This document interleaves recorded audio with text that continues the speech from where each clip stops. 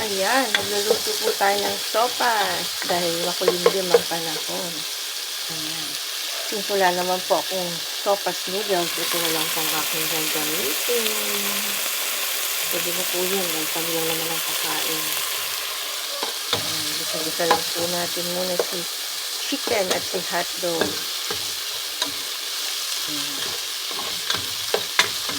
Pangkot siya. Ayan. Ito yung ating gagamitin noodles.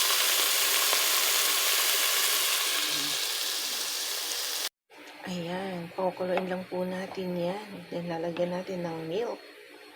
Then, ready na yung ating sopas.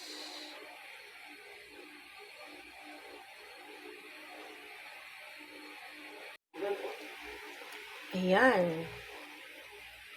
Pakukuluin lang po natin ang pakukuluin kasi nilagay ko yung cabbage. Yan, lagyan na po natin yan ng milk. Pakuluin pa, usang pakulo pa natin yan. Then, ready na po yan. Ready to serve.